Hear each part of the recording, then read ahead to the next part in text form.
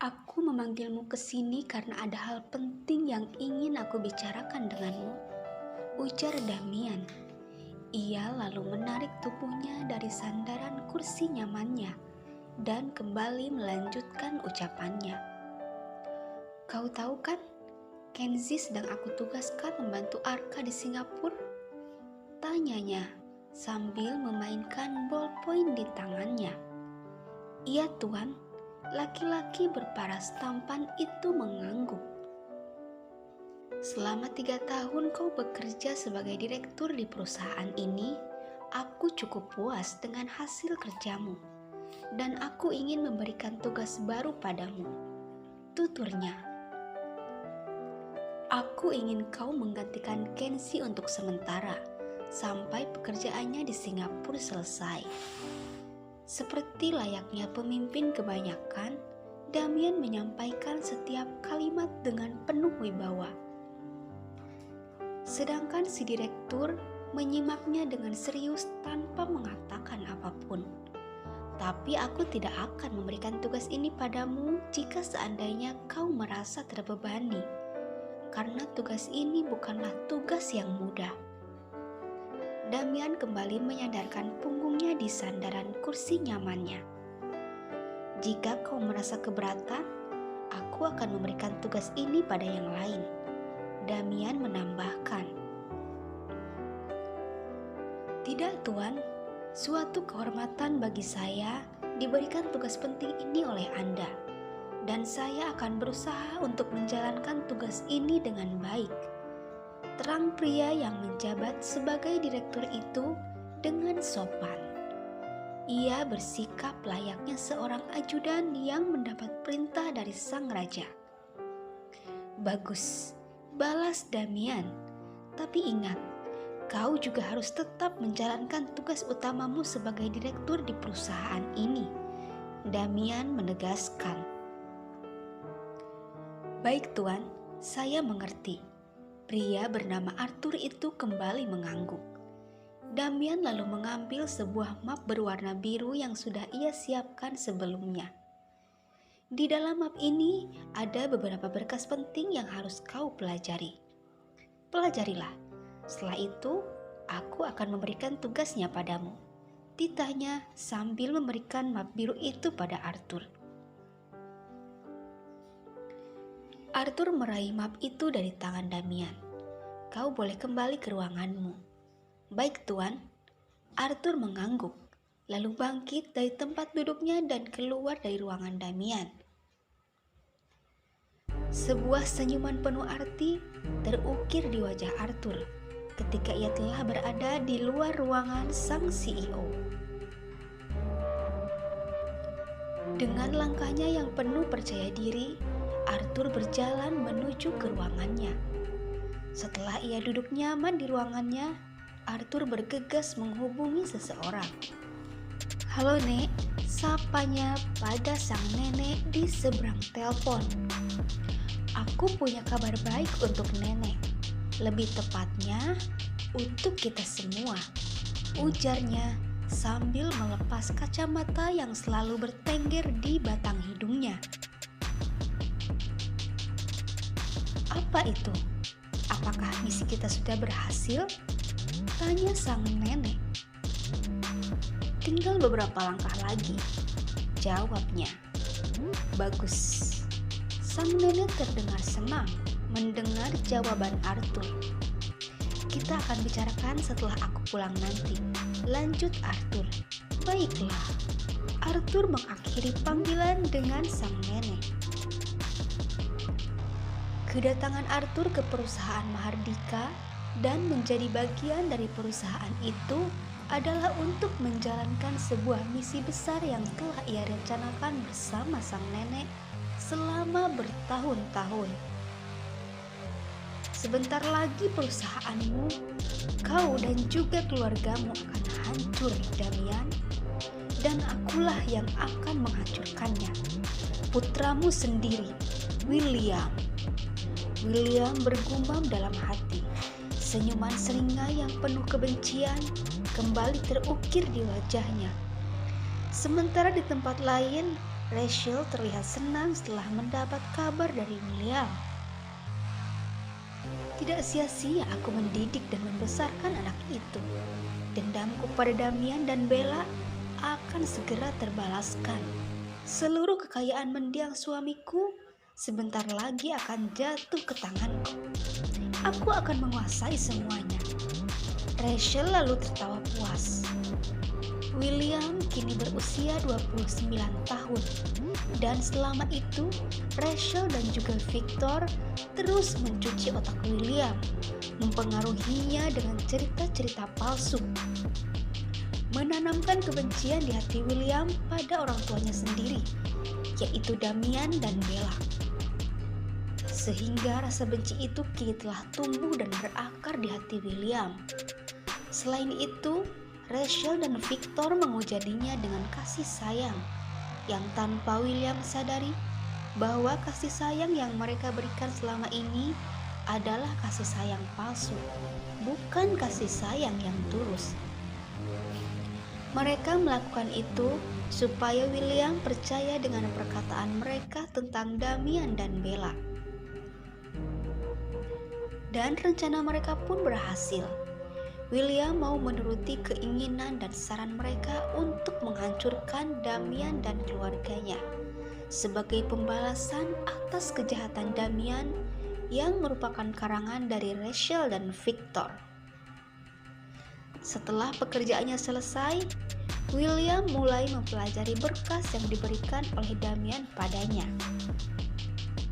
Ia terlihat begitu serius mempelajari berkas yang berisi tentang laporan dan data perusahaan cabang, yang merupakan perusahaan cabang paling kecil di antara cabang-cabang perusahaan milik Damian yang lain. Semula, William merasa kesal karena dia hanya akan ditugaskan di perusahaan cabang kecil. Tapi ia pun paham kalau Damian pasti ingin menguji kinerjanya terlebih dahulu. Dari itulah, Damian memulainya dari perusahaan yang paling kecil. Sadar akan hal itu, William kembali bersemangat untuk tetap mempelajarinya, supaya ketika Damian memberikan tugas baru itu padanya, dirinya bisa mengerjakan tugas itu dengan baik, sehingga Damian semakin percaya dan mengandalkannya. Dan yang menjadi sasarannya pun bisa segera ia dapatkan. Waktu terus berlalu dan jam sudah menunjukkan waktunya untuk pulang. William bergegas memasukkan berkas-berkas penting ke dalam tas kerjanya. Ia lalu bangkit dari duduknya dan keluar dari ruangannya. Rapikan meja kerjaku sebelum pulang, titahnya pada sekretarisnya sambil terus berjalan melewati meja sekretarisnya itu.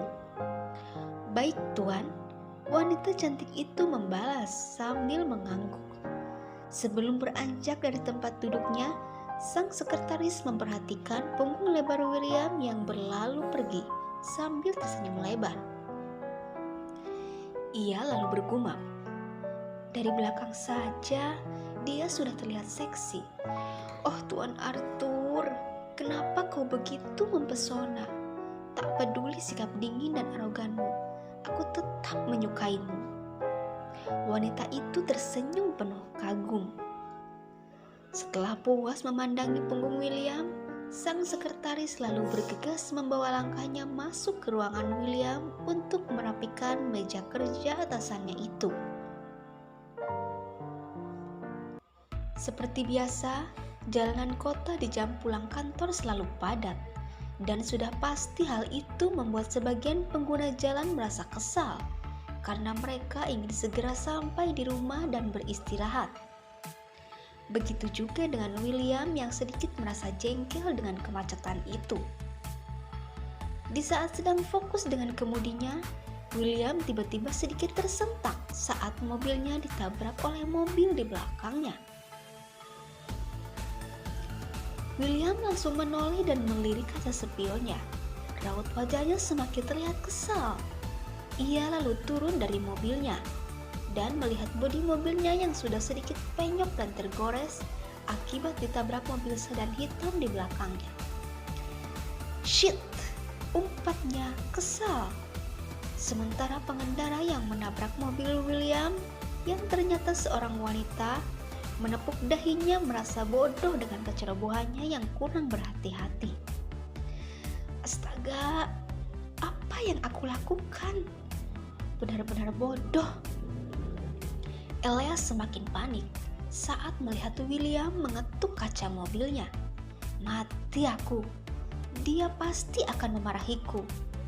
Meski takut, Elea tetap turun dari mobilnya karena ia sadar akan kesalahannya. Elea menghampiri William yang terus menatapnya dengan sorot dingin. "Tuan, maafkan aku tidak sengaja menabrak mobilmu." Elea mengatupkan kedua tangan di depan dadanya. "Satu kata maaf saja tidak bisa membuat mobil kesayanganku kembali seperti semula.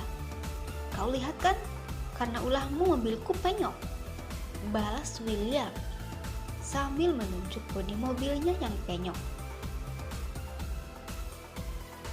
Elea melirik mobil William. "Kalau begitu, aku akan mengganti kerusakannya. Sebutkan saja berapa uang yang harus aku berikan untuk mengganti kerusakan mobilmu," ujar Elea. "Kau pasti tidak akan mampu mengganti kerusakan mobilku." William mencibir Elea seraya tersenyum merendahkan. Elea menghela napasnya. "Tuan, tolong beritahu aku, berapa uang yang kau butuhkan untuk mengganti kerusakannya? Aku pasti akan menggantinya, berapapun."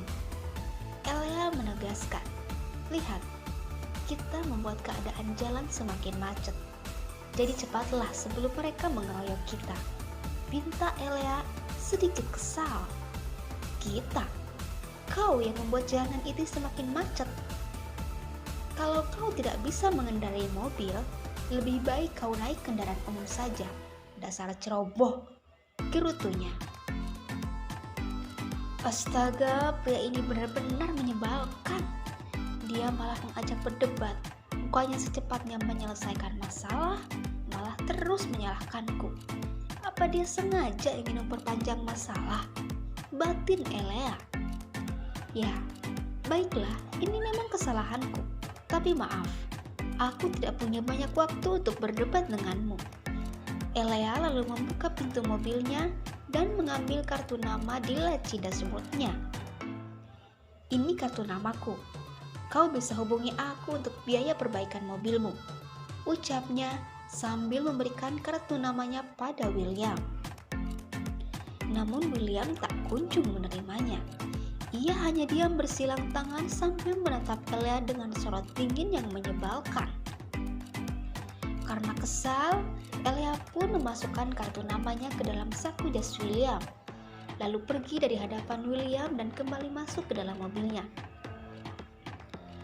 Elea menekan klakson berulang kali supaya William segera masuk dan melajukan kembali mobilnya yang menghalangi jalannya itu.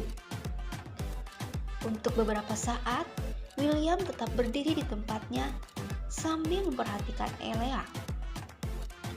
Astaga, apa dia sudah tidak waras? Kenapa dia malah terus berdiri dan menatapku seperti itu? Elea kembali menekan klakson berulang kali.